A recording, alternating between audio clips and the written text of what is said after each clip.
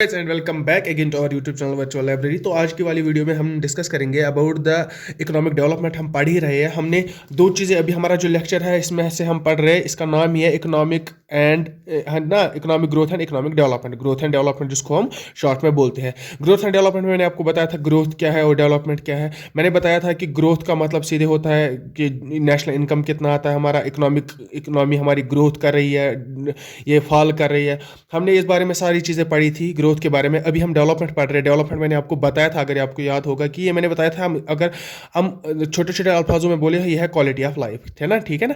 Quality of life मतलब क्या है कि इंडिविजुअल लेवल पे अगर इकोनॉमिक ग्रोथ हो रही है, अगर एक कंट्री में इकोनॉमिक ग्रोथ हो रही है तो उसकी वजह से उधर क्वालिटी ऑफ लाइफ पे क्या इंपैक्ट पड़ता है, ये हमने अच्छे से पढ़ा था, ये हमने डिस्कस किया था। और हमने ये भी डिस्कस किया था कि जब तक एक कंट्री एक इकोनॉमिक ग्रोथ को अचीव नहीं कर पाएगी वो डेवलपमेंट नहीं कर पाएगी, ठीक है ना। क्योंकि पहले कुछ इनकम होना चाहिए, पहले इनकम राइज होनी चाहिए, उसी को तो हम नेशनल ग्रोथ बोलते हैं ना, या इकोनॉमिक ग्रोथ बोलते हैं। और उसी इकोनॉमिक ग्रोथ को लेके फिर हम डेवलपमेंट कर सकते हैं। पहले जब इकोनॉमिक ग्रोथ होगी तभी तो हम डेवलपमेंट कर सकते हैं। ये सारी चीजें हमने कल अच्छे से पढ़ी थी और हमें ये भी पता है कि इकोनॉमिक ग्रोथ हम कैसे मेजर करते हैं। लेकिन हमारा मसला आ जाता है अभी इकोनॉमिक डेवलपमेंट का। इकोनॉमिक डेवलपमेंट हम कैसे मेजर करते हैं, उसको बोलते हैं हम human development index. Economic development को हम दूसरा नाम देते हैं ह्यूमन डेवलपमेंट। और ह्यूमन डेवलपमेंट इंडेक्स वो इंडेक्स है जिससे हम मेजर करते हैं डेवलपमेंट कितनी हो रही है, या इकोनॉमिक डेवलपमेंट जिससे हम मेजर करते हैं। तो ये एक मिथ बन गया था उस टाइम, ये कहीं ये सॉल्व नहीं हो रहा था कि हम क्वालिटी ऑफ लाइफ को कैसे मेजर करेंगे।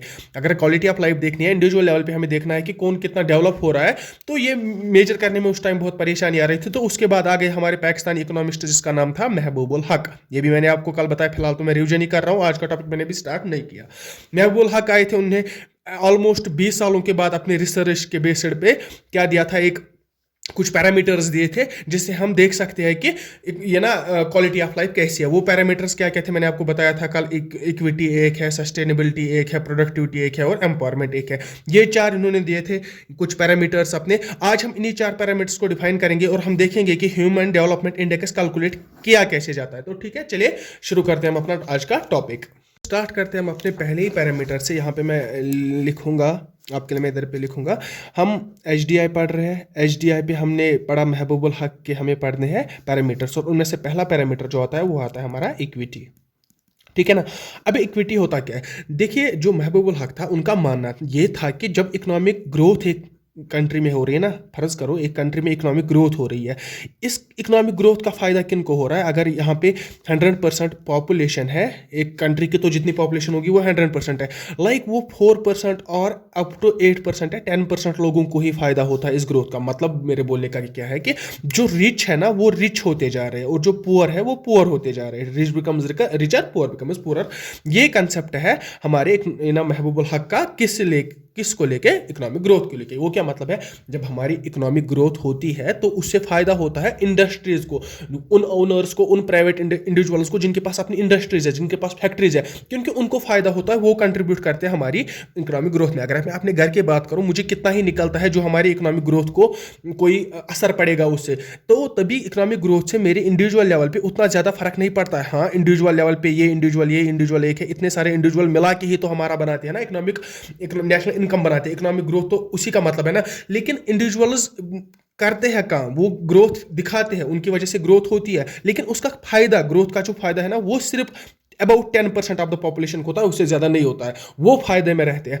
तो उनने क्या बताया कि उनने बताया अगर ये इकोनॉमिक ग्रोथ हो रही है, एक कंट्री में इकोनॉमिक ग्रोथ हो रही है, इसका मतलब क्या है, नेशनल इनकम बढ़ रहा है। अब ये नेशनल इनकम किस तरह डिस्ट्रीब्यूट होगा, ये एक पूरे जो पॉपुलेशन है 100%, इस 100% को फायदा होना चाहिए इसका, ये इवनली डिस्ट्रीब्यूटेड होनी चाहिए, इसको हम बोलते हैं इक्विटी। आई होप कि आपको समझ आ गया होगा। फिर से मैं छोटे छोटे लफ्जों में बोलूंगा कि इक्विटी का मतलब क्या है, कि जो नेशनल इनकम की ग्रोथ हो रही है उसका मतलब ये हुआ कि नेशनल इनकम बढ़ रही है हमारी। नेशनल इनकम बढ़ने से क्या होता है कि जो नेशनल इनकम का बढ़ने से फायदा होता है वो सिर्फ कुछ पॉपुलेशन को होता है, लाइक 10% ऑफ द पॉपुलेशन को फायदा होता है नेशनल इनकम की ग्रोथ होने से।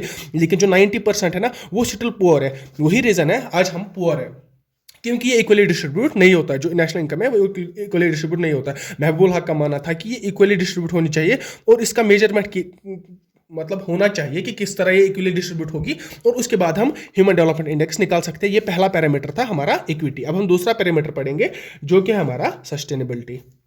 जैसे तो दूसरा पैरामीटर हमारा है सस्टेनेबिलिटी। सस्टेनेबिलिटी अब होता क्या है, देखो लाइक हमारे पास अभी रिसोर्सेज है, हम इकोनॉमी में पढ़ते हैं ना, रिसोर्सेज आर लिमिटेड और ऑलवेज लिमिटेड, ठीक है ना, यह बात आप याद रखिए, रिसोर्सेज हमेशा लिमिटेड होते हैं।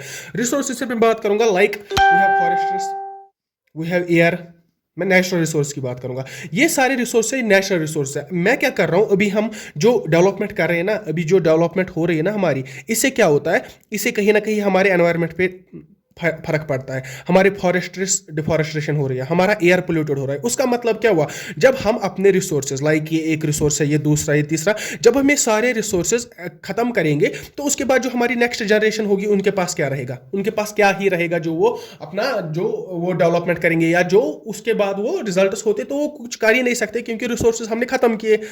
तो सस्टेनेबिलिटी का मतलब क्या है कि हमें डेवलपमेंट उस तरीके से करनी चाहिए। आज हम डेवलप कर रहे हैं, लेकिन डेवलप करने के साथ साथ अगर आप देख रहे होंगे पोल्यूशन कितना हो रहा है, बहुत ज्यादा हो रहा है सर डिफॉरेस्टेशन कितनी हो रही है, बहुत ज्यादा हो रही है सर। इसका नतीजा क्या होगा कि जो नेक्स्ट जनरेशन होगा ना, उनके पास नेशनल रिसोर्सेज बचेंगे ही नहीं, वो तो हम सब एक्सट्रैक्ट करेंगे, वो तो हम सब वायलेट करेंगे, तो उसके बाद बचेगा क्या, कुछ नहीं। तो उसका मतलब है, तो उस टाइम पे हमारे महबूबुल हक जो पाकिस्तानी इकोनॉमिस्ट थे, उन्होंने बताया था कि अगर हम रिसोर्सेज को उस तरीके से इस्तेमाल करें, सस्टेनेबल तरीके से इस्तेमाल करें। सस्टेनेबल तरीके से मतलब क्या है कि हम उस तरीके से इस्तेमाल करें कि नेक्स्ट जनरेशन के पास भी हमारा कुछ परसेंटेज बचेगा इन नेचुरल रिसोर्सेज का, या रिसोर्सेज का, मैन मेड रिसोर्स हो या नेचुरल रिसोर्सेज, हमें ऑप्टिमम यूज करना चाहिए। उसका मतलब होता है सस्टेनेबिलिटी ऑफ रिसोर्सेज। तो दूसरा पॉइंट आपको क्लियर हो गया होगा। अब तीसरा पॉइंट है हमारा, वो है प्रोडक्टिविटी। एक मिनट, देखो प्रोडक्टिविटी का क्या मतलब है। देखो अगर मैंने बताया कि नेशनल इनकम है ना, हमारी नेशनल इनकम अगर हम देखेंगे ये किससे जनरेट होती है, ये कॉमन मासेस से, इंडिविजुअल, हम इंडिविजुअल्स जब काम करते हैं, हम इनकम जनरेट करते हैं या क्या जो भी कर रहे हैं ना,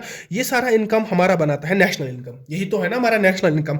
तो अब क्या है, प्रोडक्टिविटी का मतलब क्या है कि अगर हम इस कॉमन मासेस को अगर हम अच्छी अच्छी फैसिलिटीज अवेल करें, लाइक हेल्थ केयर अच्छा दे, लाइक इनमें स्किल्स डेवलप करेंगे, तो उससे क्या होगा, ये इम्पैक्ट इस हेल्थ केयर से इम्पैक्ट पड़ेगा कि इसमें जो लोग होंगे वो ज़्यादा हेल्दी रहेंगे। ज़्यादा हेल्दी रहने से वजह से क्या होगा कि प्रोडक्टिविटी इंक्रीज हो जाएगी, किसकी, नेशनल इनकम की। तो यही मसला है नेशनल इनकम का कि हमें क्या करना चाहिए, हमें स्किल्स लोगों में प्रोवाइड करनी चाहिए, हमें हेल्थ केयर फैसिलिटी लोगों में देनी चाहिए। तो वही ना कॉरस्पॉन्ड करता है हमारी प्रोडक्टिविटी को, कि प्रोडक्टिविटी हम किस तरह डिफाइन करते हैं। उसके बाद जो फोर्थ था हमारा पैरामीटर, लास्ट पैरामीटर हमारा था जो महबूबुल हक ने दिया था, वो था हमारा एम्पावरमेंट, ठीक है ना। एम्पावरमेंट क्या है अब, ठीक है, फोर्थ पैरामीटर है एम्पावरमेंट, ठीक है। एम्पावरमेंट क्या है, देखो मैं अगर आपको इस तरह बताऊं कि देखो अगर चाइना की अगर हम बात करेंगे, नहीं बाद में, पहले मैं आपको एम्पावरमेंट का मतलब समझाता हूँ। एम्पावरमेंट का मतलब क्या है कि लोगों को एम्पावर किया जाए। वो सर वो क्या होता है एम्पावर करने का मतलब, एम्पावर करने का मतलब लोगों को पॉलिटिकल फ्रीडम दी जाए, political as well as economic freedom दी जाए। सर वो क्या होता है, इन चीज़ों का मतलब क्या है मैं बताता हूँ। पॉलिटिकल फ्रीडम मतलब लोग खुद एक अपना लीडर चुने जो उनके लिए डेवलपमेंट के लिए काम करे, ठीक है ना, वो तो आज दी जाती है ना डेमोक्रेसी में, अगर आपको पता होगा। तो यहाँ पे अगर इकोनॉमिक फ्रीडम की बात करेंगे, इकोनॉमिक फ्रीडम एक अच्छा टॉपिक है डिस्कस करने के लिए कि देखो अगर मैं मार्केट में कोई काम कर रहा हूँ, मैं मार्केट में सपोज टू भी कोई बिजनेस कर रहा हूँ, इस बिजनेस में अगर मेरा गवर्नमेंट ऊपर से रेगुलेट कर रहा है, रेगुलेट क्या कर रहा है, देखो मैं अगर कोई काम कर रहा हूँ, लाइक मैं कुछ प्रोडक्ट्स बना रहा हूँ, like A B C D मेरे प्रोडक्ट्स हैं, मैं एक काम कर रहा हूँ, मैं इकोनॉमी में काम कर रहा हूँ, मैं बिजनेसमैन हूँ। अगर मैं ए का वैल्यू कुछ रखता हूँ लाइक 100 रुपीज़, ऊपर से गवर्नमेंट आती है, वो बोलती है नहीं भाई ये ज़्यादा होता है, तू एक काम कर, तू 90 ही रख, 90 रुपीज़ रख। तो गवर्नमेंट ने इंटरफियर किया। अब जब ये गवर्नमेंट ने इंटरफियर किया तो मतलब मुझे कोई, मैंने जो रेट रखी थी उसका कोई वैल्यू नहीं रहा ना, गवर्नमेंट ने इंटरफेयर किया। गवर्नमेंट इंटरफेयर करने की वजह से क्या होता है, देखो क्या होता है, अब एक मैं हूं, मेरी रेट्स गवर्नमेंट रेगुलेट कर रही है, इसी तरह मेरे साथ और कुछ कंपटीटर्स मार्केट में है, अब इनकी रेट भी गवर्नमेंट रेगुलेट कर रहा है, इनकी भी रेगुलेट कर रहा है, इनकी भी रेगुलेट कर रहा है। मतलब कोई कंपटीशन ही नहीं बनेगा। कंपटीशन बनेगा, कोई नहीं बनेगा, क्योंकि अगर ये कुछ प्राइस रख रहा है 100 रुपीज़, ये 90 रुपीज़ रखता, तो उसके बाद क्या होता कि इसको भी 90 करना पड़ता, क्योंकि एक फोर्स डेवलप होता मार्केट में। अगर आप कुछ चीज़ ये समझना, ये एनालिटिकल थिंकिंग बहुत बढ़ाएगा आपकी। लाइक 4 कंपटीटर्स मार्केट में है, ठीक है ना, ये बिजनेस कर रहे हैं, चारों एक ही बिजनेस कर रहे हैं। अब ये कोई प्रोडक्ट, सब एक एक प्रोडक्ट बना रहे हैं ना, सेम प्रोडक्ट बना रहे हैं। ये रेट रख रहा है 100 रुपीज़, ये 90, ये 70 और ये रख रहा है 110। ठीक है ना, ये रेट्स है प्रोडक्ट्स की। अब मुझे बताओ, आपको वो प्रोडक्ट लेना है, आप किसके पास जाओगे? डायरेक्टली इसके पास जाओगे। जब हर कोई इसके पास जाएगा तो इनको क्या करना पड़ेगा? इनको अपनी रेट डाउन करनी पड़ेगी, इनको अपनी रेट डाउन करनी पड़ेगी। उससे क्या होगा? मार्केट में कंपटीशन डेवलप हो जाएगा। लेकिन गवर्नमेंट क्या करता है? गवर्नमेंट इंटरफेयर करता है, इसको बोलता है भाई तूने ज्यादा रेट रखी है, तू भी 70 रख, इसको भी बोलता है तू 70 रख, इसको भी बोलता है तू 70 रख। जब सारे 70 रखेंगे तो डेवलप मार्केट में कंपटीशन कहां से आएगा? तो वही मतलब है, लोगों को एम्पावरमेंट देनी चाहिए, गवर्नमेंट को इंटरफेयर नहीं करना चाहिए। अगर ये 70 रख रहा है तो मार्केट खुद डिसाइड करेगा। एक इनविजिबल हैंड होता है मार्केट में, एक इनविजिबल हैंड होता है मार्केट में। वो क्या है? देखो, अगर ये दो पेन है, सेम पेन है, अब इनका कलर कुछ डिफरेंट है, सेम पेन है, ये भी 10 रुपीज का है, ये भी 10 रुपीज का है। अब कोई ये 15 रुपीज में बेच रहा है, ये 10 रुपीज में बेच रहा है, इसने भी अब देख रहा है कि लोग ये पेन खरीदने जा रहे हैं क्योंकि इसका वैल्यू 10 रुपीज है। लेकिन अब क्या होता है कि लोग जब जाते हैं वो अब ये देखता है कि लोग सारे इसके पास जाते हैं ये पेन खरीदने के लिए, ये अपनी रेट घटा के 9 रुपीज रखता है। तो अब कहाँ लोग आएंगे? इधर। ये एक इनविजिबल हैंड है ना जो रेगुलेट करता है, जो प्राइसेस रेगुलेट करता है। प्राइसेस रेगुलेट कौन करता है? ये इनविजिबल हैंड बनता है एक मार्केट में, इनविजिबल हैंड बनता है मार्केट में जो कि प्राइसेस रेगुलेट करता है। और उसी को हम बोलते हैं कि ये लोगों को एम्पावरमेंट दी जाती है। उससे इकोनॉमी पे बहुत ज़्यादा फायदा आता है, ठीक है ना, इससे इकोनॉमी पे बहुत ज़्यादा फायदा। वो कैसे पता चलेगा? जब हम कैपिटलिस्ट और सोशलिस्ट इकोनॉमी पढ़ेंगे उससे आपको पता चलेगा कि capitalist social economy, capitalist economy क्या होता है, सोशल इकोनॉमी क्या होता है। उसके बाद आप डिफाइन कर पाएंगे कि एम्पावरमेंट क्या होता है। अभी मैंने आपको जस्ट एक रफ आइडिया दिया। तो हमने चारों पैरामीटर्स पढ़े जो कि हमारे महबूबुल हक साहब ने दिए थे। वो थे इक्विटी, सस्टेनेबिलिटी, प्रोडक्टिविटी और एम्पावरमेंट। तो अब मसला था ना, ये तो थे 4 पैरामीटर्स, इनको मेजर करना, हमें एक वैल्यू लाना है ना। अब वो वैल्यू क्या होता है? अब वो वैल्यू कैलकुलेट करना वो मैथमेटिक्स है। और मेरे ख्याल से जेके, एसएसबी, एसएससी या इवन की यूपीएससी में वो क्वेश्चंस नहीं पूछे जाते हैं।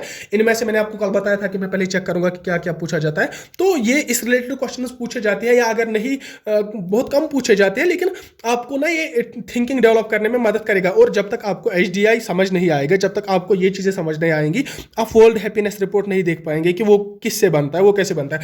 तभी मुझे आपको दिखाना पड़ा। तो आगे हम बढ़ते हैं। तो इधर पे कैमरा थोड़ा हिल गया था।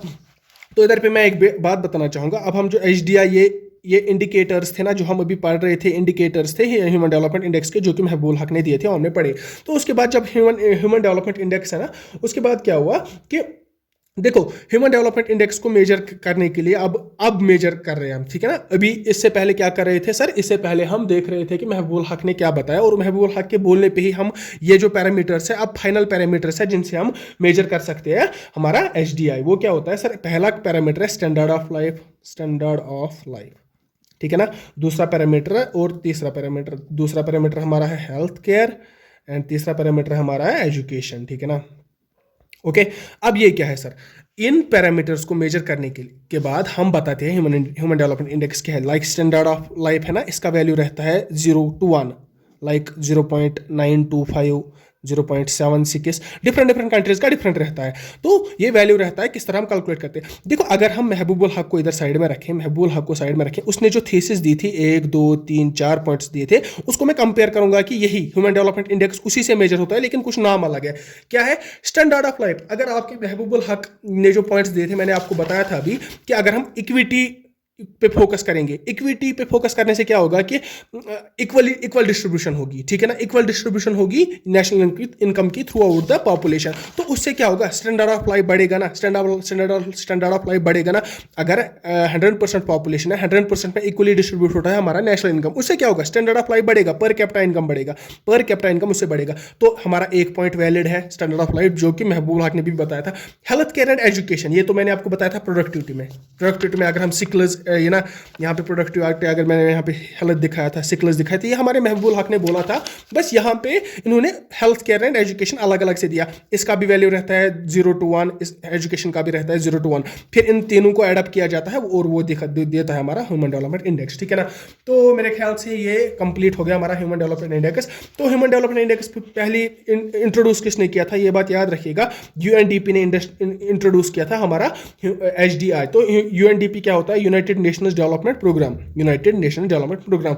एंड इसका लीडर कौन था उस टाइम? जो मतलब किसकी सुपरविजन, किसकी लीडरशिप में ये सब हुआ था, ये एचडीआई रिपोर्ट पब्लिश हुआ था? तो उनका वो था महबूबुल हक। अगेन महबूबुल हक थे, उनके लीडरशिप में यूएनडीपी ने पहली बार इंट्रोड्यूस किया हमारा एचडीआई। तो उसके बाद हमें उसके बाद क्या हुआ? अब थोड़ा सा और हम देखते हैं, जस्ट अ सेकंड, मैं ये लाइट एडजस्ट करता हूँ। देखो भाई, अभी हम क्या पढ़ेंगे, हमने देखा कि एचडीआई हम कैलकुलेट कैसे करते हैं, हमने समझ लिया अच्छे से। अब क्या हुआ, अब वर्ल्ड बैंक इंट्रोड्यूस हो गया। वर्ल्ड बैंक ने अपनी टांग लाई। वर्ल्ड बैंक ने क्या बोला, वर्ल्ड बैंक ने बोला कि जिसका एचडीआई ह्यूमन डेवलपमेंट इंडेक्स, वो देखो क्या होता है, ह्यूमन डेवलपमेंट इंडेक्स के बेसिस पे हम ह्यूमन डेवलपमेंट रिपोर्ट बनाते हैं, एचडीआर। ह्यूमन डेवलपमेंट रिपोर्ट क्या है सर, पहली कंट्री कौन सी है जिसका एचडीआर ज़्यादा है, दूसरी कौन सी है, तीसरी कौन सी, ये रिपोर्ट है। इंडेक्स अलग है, रिपोर्ट अलग है, ठीक है ना। उसके बाद क्या हुआ, वर्ल्ड बैंक ने बोला जो कंट्रीज एचडीआर में टॉप करेंगी वो ह्यूमन डेवलपमेंट रिपोर्ट में, लाइक अगर यहाँ पे पहले नंबर पे इंडिया है, दूसरे नंबर पे चाइना है, तीसरे नंबर पे हमारा पाकिस्तान है, ये हमारा ह्यूमन डेवलपमेंट रिपोर्ट है। तो ह्यूमन डेवलपमेंट रिपोर्ट में वर्ल्ड बैंक ने बोला कि हम इंडिया को कम इंटरेस्ट पे लोन देंगे, चाइना को कम इंटरेस्ट पे लोन दे, पाकिस्तान को कम इंटरेस्ट पे लोन दे, कि ये वर्ल्ड बैंक ने बताया उस टाइम। क्योंकि जितना ह्यूमन डेवलपमेंट इंडेक्स अच्छा होगा, मतलब जो कि ह्यूमन डेवलपमेंट रिपोर्ट में पहले कुछ कंट्रीज आएंगे, लाइक फर्स्ट 20 कंट्रीज, उनको इंटरेस्ट कम दिया जाएगा। देखो उस टाइम पे डेवलपमेंट हर किसी को चाहिए थी, डेवलपमेंट हर किसी को चाहिए थी। डेवलपमेंट के लिए चाहिए था मनी और कैपिटल, पैसा। कैपिटल आता कहाँ से सर, वर्ल्ड बैंक प्रोवाइड करता था, वर्ल्ड बैंक लोन देता था। अब वर्ल्ड बैंक लोन देता था इंटरेस्ट पे, ठीक है ना, इंटरेस्ट पे लोन देता है, जिस तरह हमें बैंक लोन देता है। अभी इंटरेस्ट लेता था कंट्री से, लेकिन इसने बोला कि जो एचडीआर में टॉप कंट्रीज आएंगी उनसे मैं कम इंटरेस्ट लूंगा। इंटरेस्ट तो मैं सभी से लूंगा, इंटरेस्ट माफ नहीं करने वाला था, लेकिन कम लेगा। अब जब ये इंटरेस्ट कम लेगा तो एक कंपटीशन डेवलप हो गया। अब सारी कंट्रीज ना कंपटीशन में आ गई, अराउंड 190 कंट्रीज कंपटीशन में आ गई कि पहले नंबर पे कौन आएगा, दूसरे नंबर पे कौन आएगा, क्योंकि उनको वर्ल्ड बैंक क्या देता, लोन कम रेट्स पे, और वो डेवलपमेंट अच्छे से कर पाते। तो उसके बाद जब ये कंपटीशन डेवलप हो गया, उससे क्या हो गया, उससे ये हो गया कि गवर्नमेंट जो है ना, अगर एक कंट्री दूसरी कंट्री तीसरी, मैं 4 कंट्रीज की बात करूंगा, ये आपस में कंपटीशन में है कि एचडीआर में पहली रैंक पे कौन आएगा। लेकिन उससे हुआ क्या, इससे हुआ कि गवर्नमेंट ने पॉलिसीज स्टार्ट की। यहाँ की गवर्नमेंट है, यहाँ की गवर्नमेंट है, यहाँ की गवर्नमेंट है, सब उन्हें पॉलिसीज स्टार्ट की। पॉलिसीज रिलेटेड तो हम एचडीआर कैसे इंप्रूव करेंगे, लाएंगे कि नहीं लाएंगे। हाँ सर, वो इंडिविजुअल लेवल पे देखने लगे कि हम एचडीआर को इंप्रूव कैसे कर सकते हैं, हम ह्यूमन डेवलपमेंट इंडेक्स को हम इंप्रूव कैसे कर सकते हैं, हम अपनी रैंकिंग कैसे ऊपर ले जा सकते हैं। तो वो पॉलिसीज लाई गवर्नमेंट ने, ठीक है ना। अब ये किसके सारा हुआ, वर्ल्ड बैंक की वजह से। ये पॉलिसीज इंट्रोड्यूस की गवर्नमेंट ने अपने प्लानिंग में, अपने इकोनॉमिक प्लानिंग में। उन्हें बताया कि हम एचडीआर, क्योंकि कंपटीशन तो करना है ना, टॉप तो आना है ना, इंटरेस्ट तो कम लेना, कम इंटरेस्ट पे तो लोन लेना है ना, डेवलपमेंट तो करनी है ना। आई होप आपको समझ आ रहा होगा। तो यहाँ तक तो चीज़ें आपको समझ आ गई होंगी। तो मैं आगे बढ़ता हूँ, मैं बताता हूँ कि मैंने अब एचडीआई कंप्लीट किया, एचडीआर आपको समझ आ गया, पूरा हमने कंप्लीट किया। उसके बाद क्या हुआ, उसके बाद अब रेस लगी थी कि एचडीआर में एचडीआर ह्यूमन डेवलपमेंट रिपोर्ट में कौन नंबर 1 पे आएगा, कौन 2 पे आएगा, कौन 3 पे आएगा, ये रेस लगी थी ना कंट्रीज के बीच में। लेकिन उधर से क्या हुआ, कुछ सोशल साइंटिस्ट थे, ठीक है ना, कुछ सोशल साइंटिस्ट थे, उन्होंने क्या किया, उन्होंने काम किया कि उन्होंने देखा कि अगर एक वर्ल्ड रिपोर्ट है, लाइक अगर मैं एक रिपोर्ट दूं वर्ल्ड की, HDR report, human development report world की, नंबर 1 पे, नंबर 2 पे, नंबर 3 पे, नंबर 4 पे, इसी तरह इन्होंने 20 कंट्रीज को स्टडी किया। 20 कंट्रीज को स्टडी करने के बाद इन्होंने क्या देखा, इन्होंने देखा कि ये जो 20 कंट्रीज है जिनका एचडीआर ज्यादा है, एचडीआर ज्यादा होने का मतलब क्या है, वो डेवलप्ड कंट्रीज है। समझ रहे हैं ना, एचडीआर ज्यादा होने का मतलब तो हुआ ना कि वो डेवलप्ड कंट्रीज है। अब इन्होंने देखा कि ये जो डेवलप्ड कंट्रीज है ना, उन्होंने थोड़ा इनको एनालाइज किया और वो वहां पे शॉक हो गए। शॉक क्यों हो गए, वहां पे इन्होंने देखा कि क्राइम ज्यादा हो रहा है। तो और एक बात उन्होंने देखी कि करप्शन ज्यादा हो रहा है, करप्शन इन कंट्रीज में ज्यादा है। और एक बात इन्होंने इसमें देखी कि पीस ऑफ माइंड नहीं है। मतलब क्या, इन बातों का जनरल मतलब है कि हैप्पीनेस नहीं है कि नहीं। मतलब एचडीआर जो पहले टॉप 20 कंट्रीज थे उनमें हैप्पीनेस ही नहीं दिख रही थी, क्योंकि उनमें तो क्राइम ज्यादा है, उनमें तो करप्शन ज्यादा है, उनमें तो पीस ऑफ माइंड ही नहीं है, तो हैप्पीनेस नहीं थी। अब मसला आ गया और एक इकोनॉमिस्ट के पास कि हैप्पीनेस क्या है, ये हैप्पीनेस कैसे हम लाएंगे, क्या क्या करना पड़ेगा हमें। तो अब हम हैप्पीनेस के बारे में थोड़ा सा पढ़ेंगे, और इसी के साथ हमारा ये आज का और ये topic human growth and development खत्म हो जाएगा। तो देखो, अगर मैं आपको इधर पे हैप्पीनेस बताऊं, हैप्पीनेस क्या होता है सर। हैप्पीनेस का मतलब पैसा है, पैसा मैं लिखूंगा इधर पे। हैप्पीनेस का मतलब सुकून है, जिसको हम बोलते हैं। पैसा हैप्पीनेस है कि सुकून हैप्पीनेस है सर, दोनों है।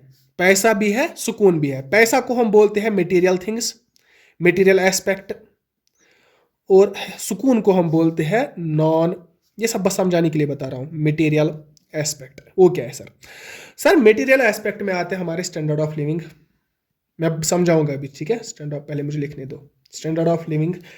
और आता है हमारा हेल्थ और आता है हमारा एजुकेशन। नॉन मटेरियल थिंग्स में क्या आता है सर? हमारा इथिक्स आते हैं हमारे, सर हमारे रिलीजियस प्लस कल्चरल वैल्यूज। वो क्या होता है सर? देखो हैप्पीनेस मैंने बताया, हैप्पीनेस हम कैलकुलेट कैसे करते हैं। अगर मुझे देखना है कोई कंट्री हैप्पी है कि नहीं है, कोई इंडिविजुअल हैप्पी है कि नहीं है, मैं पहले उसका मटेरियल एस्पेक्ट देखूंगा हैप्पीनेस का और नॉन मटेरियल एस्पेक्ट देखूंगा हैप्पीनेस का। मटेरियल एस्पेक्ट में आता है हमारे पास पैसा कितना है, उसी से हमें पता चलेगा कि स्टैंडर्ड ऑफ लिविंग कितना है। उसके बाद हमें उसी से हमें पता चलेगा कि ये तो सीधी सी बात है कि हेल्थ भी उतनी ज़्यादा इंप्रूव होगी और एजुकेशन भी उतनी ज़्यादा इंप्रूव होगी।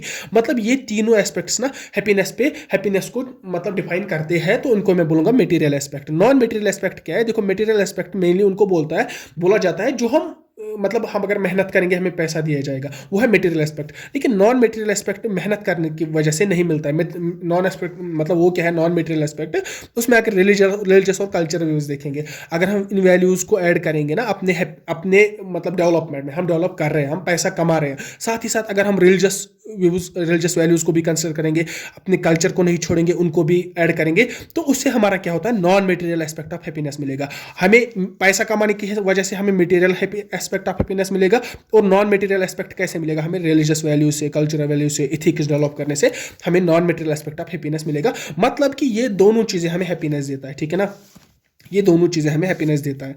खाली एक चीज हमें हैप्पीनेस नहीं प्रोवाइड करता है, खाली मटेरियल एस्पेक्ट प्रोवाइड नहीं कर सकता हैप्पीनेस, खाली नॉन मटेरियल एस्पेक्ट प्रोवाइड नहीं कर सकता हैप्पीनेस। मतलब ब्रॉड विजन है, ये 2 डायमेंशनल कंसेप्ट है। हैप्पीनेस 2 डायमेंशनल कंसेप्ट है, एक है मटेरियल एस्पेक्ट, दूसरा है नॉन मटेरियल एस्पेक्ट। समझ आ रहा है आपको? तो वहीं पे अगर मैं बात करूं, मैं थोड़ा सा फास्ट मूव करूंगा अब क्योंकि लेक्चर ज़्यादा बड़ा हो रहा है। देखो अगर मैंने मटेरियल एस्पेक्ट ऑफ हैप्पीनेस की बात की, ये एस्पेक्ट आप थोड़ा गौर से समझिए। ये हमारे ह्यूमन डेवलपमेंट इंडेक्स में आता है, हाँ सर आता है। ये आता है ह्यूमन डेवलपमेंट इंडेक्स में, हाँ सर आता है। ये आता है हमारे ह्यूमन डेवलपमेंट इंडेक्स में, हाँ सर।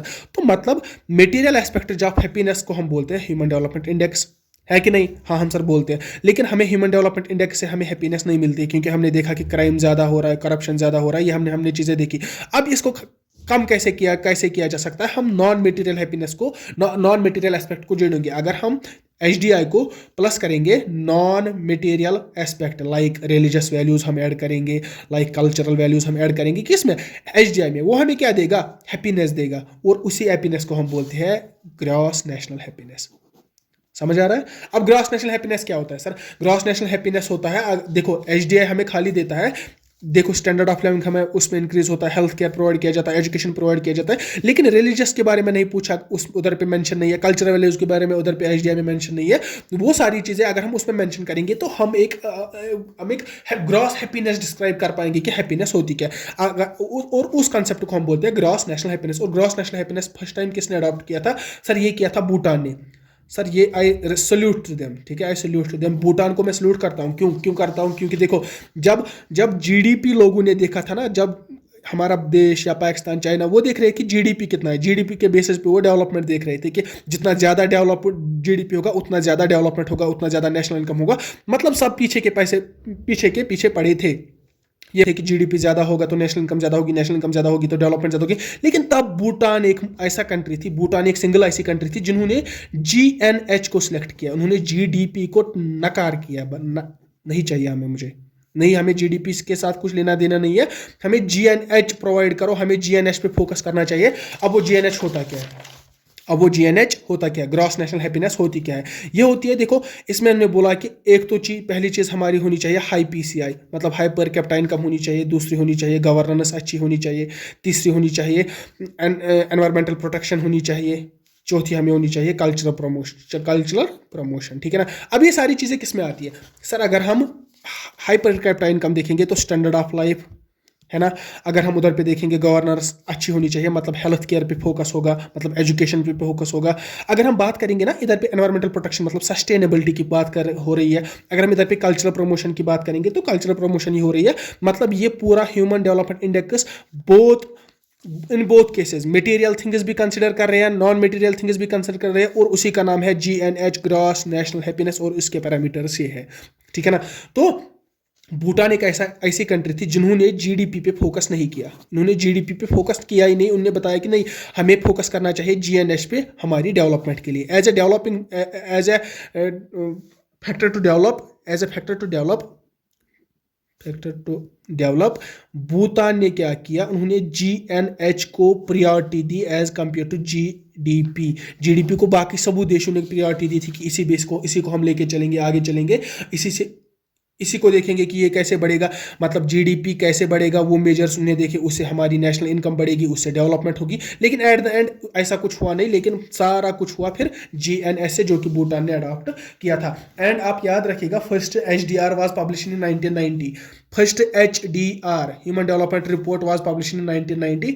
तो और यहाँ पे अगर मैं बात करूँ, first GNH gross national health, क्या है, gross national happiness, sorry, gross national happiness report was published in 1972। मतलब पहले ही, अगर हम टाइमलाइन की बात करेंगे ना, फर्स्ट HDR रिपोर्ट पब्लिश हुआ था 1990 में, लेकिन first gross national happiness report कब पब्लिश हुआ था, वो हुआ था सर 1972।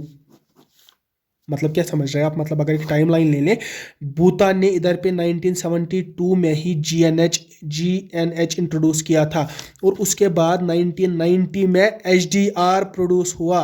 ठीक है ना, आप समझ रहे हैं ना, पहले ही इन्होंने पहले किया था, उसके बाद, और उसके बाद क्या हुआ, उसके बाद अगर मैं टाइमलाइन की बात करूं तो 2012 में first world happiness report publish किया था यूनाइटेड नेशंस ने प्रोवाइड किया था अपना first world health report on the basis of GNH। On the basis of GNH उन्होंने दिया था वर्ल्ड हेल्थ रिपोर्ट, वो 2012 में पहली बार आया।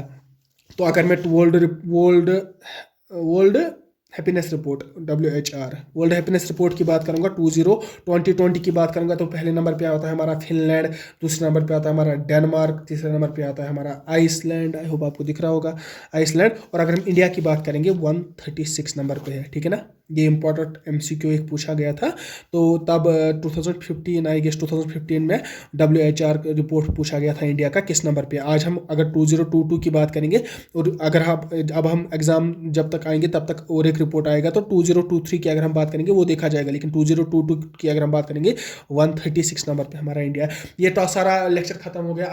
पता है कि ये थोड़ा सा ड्राई था, समझना थोड़ा सा मुश्किल था, तो लेकिन मैंने एक अपना बेस्ट दिया आपको समझाने के लिए। तो आप इसको रिवीजन 1-2 कंटिन्यू कीजिए, तब तक ये याद नहीं रहेगा। तो चलिए, best of luck to you. मैं देखता हूँ हम क्या पढ़ेंगे, अब हम टेलीग्राम पे डिस्कस करेंगे। तो चलो, take care and good bye, खुदा हाफिज़।